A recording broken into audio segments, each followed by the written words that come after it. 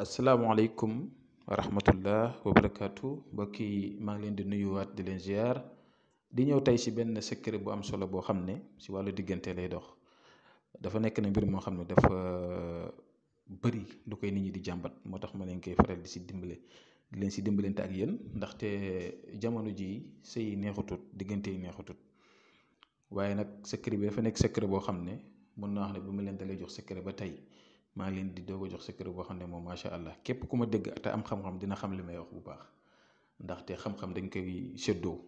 lii nekk na lu ma def, nekk na lu may defal ay nit, yombul sax pour nga defal ko ay nit ndaxte liggéey bi xaw na kii tuuti, waaye képp ku góorgóorlu ba def ko moom incha allah rabbi yàlla dana la defal tawféex, yàlla dana la dimbale. moo am diggante bi lu mu naqadi lu mu métti métti yàlla dana si def jàmm. diggante boobu ñaañoo di leen bëggante comme lem ak suukar incha allah.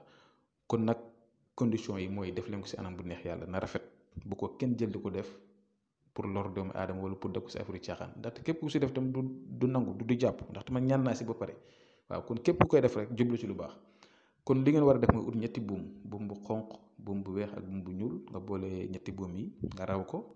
léegi juróom ñaari takk la war a doon comme ni nga gisee ma koy takkee. lii dama leen koy wan rek pour ngeen xam. waaye nag takk bu nekk loo si war a jàng, takk bu nekk da nga siy jàng suratul yaasin ba mu jeex. waaye mubin boo yegg, maanaam yaasin juróom-ñaari mubin moo si nekk. mubin boo yegg da ngay wax sa soxla, nga ñaan sa diggante ki nga bëgg, nga wax turam tam juróom-ñaari yoon continuer bu àgg ba si beneen mubin bi nga defaat noonu bu juróom-ñaari mubin yi jeex. kon yaasin wal quran hakim innaka la minal mursalina ala sirati mustaqim tanzil aziz rahim li tunzila qawman ma unzila abahum fahum qaafilun laqad xaqa qawla ala aksarihim fahum la yuminun ba mu jeex, ba yaasin bi yëpp jeex.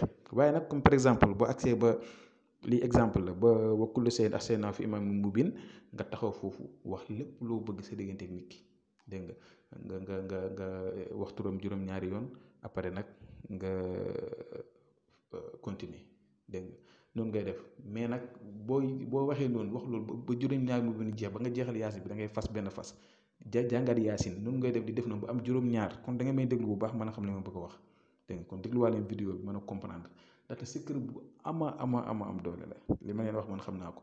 kon defee leen ko noonu, bu ngeen ko defee bu juróom-ñaar yëpp mat nga fas ko, nga fas ba mu mat juróom-ñaari fas, nga jël ko takk ko seen digg, wala nga ut foo ko sëf, wala nga takku daal fenn daal sa yaram. en tout cas daal xam naa ne képp ku ko def incha allah, wallahi lazim incha allah bu neexee yàlla suñu borom, ndaxte lépp loo xam ne am na rek da koo neex. wallahi da nga gis lu jéggi dayoo si diggante bu ak diggante bu lu mu métti lu mu tar dana réglé wu.